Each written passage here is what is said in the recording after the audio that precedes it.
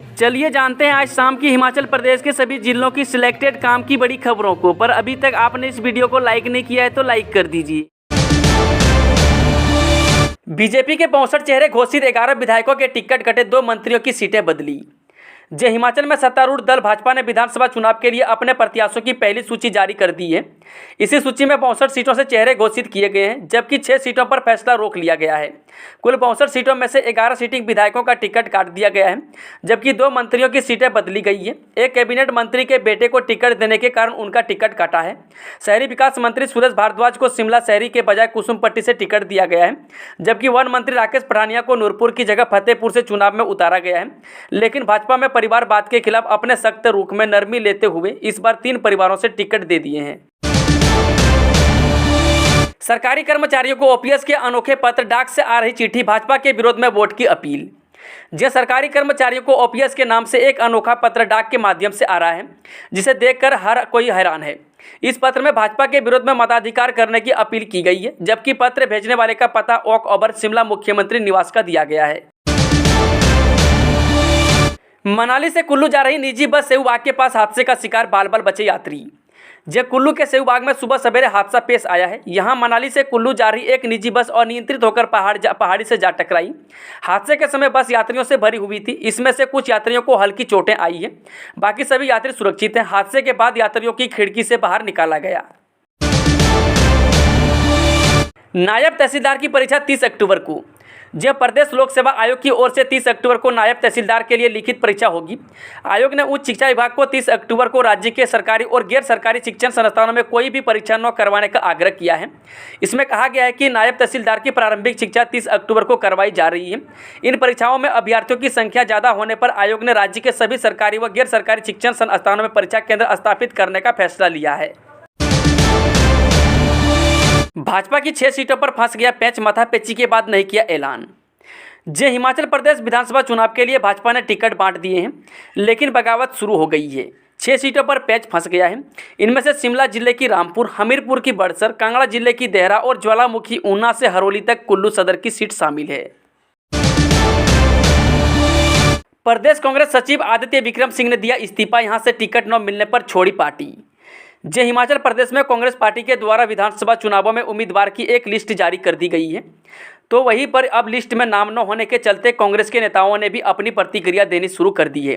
प्रदेश कांग्रेस सचिव आदित्य विक्रम सिंह ने भी पहली लिस्ट में अपना नाम न होने के चलते कांग्रेस पार्टी के विभिन्न पदों पर से अपना इस्तीफा दे दिया है और कहा है कि अब वे दोबारा कांग्रेस पार्टी का दमन नहीं थामेंगे। आदित्य विक्रम सिंह ने प्रदेश कांग्रेस कमेटी में सचिव के पद पर कार्यरत हैं और सराज विधानसभा में कांग्रेस पार्टी के प्रभारी के रूप में भी काम कर रहे थे। वहीं उन्होंने बंजार विधानसभा में कांग्रेस पार्टी से टिकट की मांग कर रखी थी और बीते 5 सालों से पार्टी के कार्यक्रमों में भी वह शामिल हो रहे थे।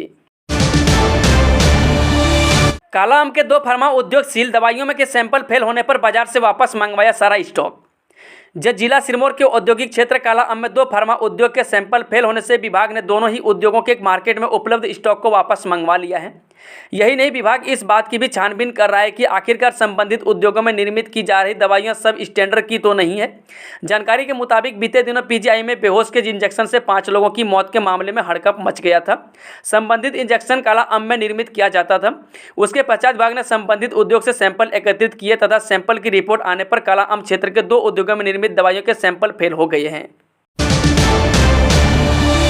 इस बार लड़ूंगा नहीं लड़वाऊंगा, चुनावी राजनीति से हटे पूर्व मुख्यमंत्री प्रेम कुमार धूमल। हिमाचल प्रदेश में कांग्रेस पार्टी के द्वारा विधानसभा चुनावों में उम्मीदवारों की एक लिस्ट जारी कर दी गई है, तो वही अब लिस्ट में नाम न होने के चलते कांग्रेस के नेताओं ने भी अपनी प्रतिक्रिया देनी शुरू कर दी है। प्रदेश कांग्रेस सचिव आदित्य विक्रम सिंह ने भी पहली लिस्ट में अपना नाम न होने के चलते कांग्रेस पार्टी के विभिन्न पदों से अपना इस्तीफा दे दिया है और कहा है कि अब वे दोबारा कांग्रेस पार्टी का दामन नहीं थामेंगे। आदित्य विक्रम सिंह प्रदेश कांग्रेस कमेटी में सचिव के पद पर कार्यरत हैं और सराज विधानसभा में कांग्रेस पार्टी के प्रभारी के रूप में भी काम कर रहे थे। वहीं उन्होंने बंजार विधानसभा से कांग्रेस पार्टी से टिकट की मांग रखी थी और बीते 5 सालों से पार्टी के कार्यक्रमों में भी वह शामिल हो रहे थे।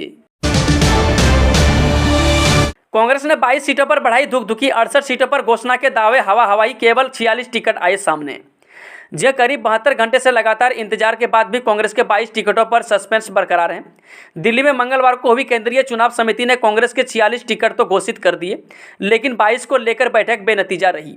इसी बैठक में आखिर में फंसे टिकटों पर भी खूब मंथन किया गया, लेकिन फैसला नहीं हो पाया है। दरअसल कांग्रेस में जिन सीटों पर विवाद है वहां फैसला लेना पार्टी हाईकमान के लिए मुश्किल हो रहा है।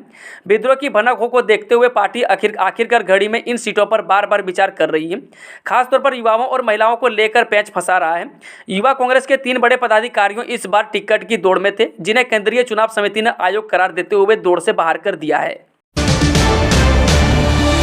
उपभोक्ता के पैसे वापस करे बिजली बोर्ड। ऊना में अदालत के आदेश पोल बदलने के लिए वसूली थी ज्यादा रकम। जिला उपभोक्ता फोरम ऊना के अध्यक्ष हिमांशु मिश्रा की अदालत ने विद्युत बोर्ड ऊना को बिजली का पोल बदलने की एवज में अधिक राशि वसूल करने पर वसूली की गई राशि को वापस करने के आदेश सुनाए हैं। उपभोक्ता की तरफ से मामले की पैरवी अधिवक्ता मोहित अग्निहोत्री ने की। मोहित अग्निहोत्री ने बताया कि शिकायतकर्ता प्रवीण कुमार निवासी गांव खड ने विद्युत बोर्ड के पास वर्ष 2016 में बिजली के एक पोल को शिफ्ट करने की गुहार लगाई थी। आचार संहिता के बीच 9 लाख किसानों के खाते में पहुंची पीएम सम्मान निधि। हिमाचल प्रदेश विधानसभा चुनाव को लेकर राज्य में चुनाव आचार संहिता के बीच हिमाचल के 9 लाख किसानों को सम्मान निधि की राशि जारी कर दी गई है। वहीं केंद्र सरकार ने प्रदेश के किसानों के खाते में ऑनलाइन सोमवार को 12वीं किस्त जारी की। आपको बता दें कि प्रदेश में अभी तक किसानों को किसान सम्मान निधि की 11वीं किस्तें जारी कर कुल 22,000 की राशि प्रत्येक किसान के खाते में डाली जा चुकी है।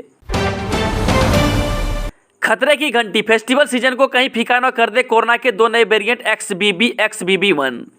जो दुनिया कोविड के खौफ से वाकिफ है, जनता नहीं चाहती कि भारत फिर उसी संकट का सामना करे, लेकिन जिस तरह से कोविड के 2 नए जेनेटिक वेरिएंट XBB और XBB-1 सामने आए हैं, उसे देख लगता है कि भारत को फिर पहले वाली स्थिति का सामना न करना पड़े।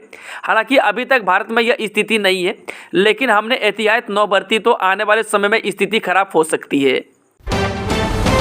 छुट्टी वाले दिन नहीं होंगे नामांकन। चुनाव आयोग ने नामंजूर की अर्जी। हिमाचल प्रदेश में विधानसभा चुनावों के लिए छुट्टी के दिन नामांकन भरने की अर्जी को चुनाव आयोग ने नामंजूर कर दिया है। भाजपा, कांग्रेस और माकपा समेत अन्य राजनीतिक दलों ने चुनाव आयोग को पत्र लिखा था, जिसमें 22 से 24 अक्टूबर तक सार्वजनिक अवकाश के कारण नामांकन न कर पाने की बात की थी। साथ ही चुनाव आयोग से अनुमति मांगी गई थी कि छुट्टी वाले दिन नामांकन भरने की अनुमति प्रदान की जाए। वहीं आपको बता दें कि मुख्य निर्वाचन कार्यालय हिमाचल प्रदेश ने पार्टियों की यह अर्जी दिल्ली को चुनाव आयोग के मुख्य कार्यालय में भेज दी थी। दिल्ली से पार्टियों द्वारा भेजी गई अर्जी का जवाब चुनाव आयोग ने दे दिया है।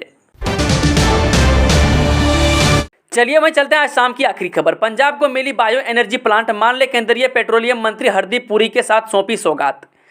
पंजाब के मुख्यमंत्री भगवंत मान ने केंद्रीय पेट्रोलियम मंत्री हरदीप पुरी के साथ मंगलवार को 20 एकड़ क्षेत्रफल में 230 करोड़ रुपये की लागत के साथ स्थापित किए आदेश का सबसे बड़ा बायो एनर्जी प्लांट लोगों को समर्पित किया। आज के इस मौके को राज्य के लिए ऐतिहासिक दिन करार देते हुए मुख्यमंत्री ने कहा कि यह प्रयास राज्य में से धान की पराली जलाने की समस्या को खत्म करने के लिए रास्ता साफ करेगा। दोस्तों, आज शाम की खबरों का सिलसिला खत्म होता है। अगर आपको वीडियो थोड़ा भी पसंद हुआ तो वीडियो को लाइक, शेयर, चैनल को सब्सक्राइब जरूर करें।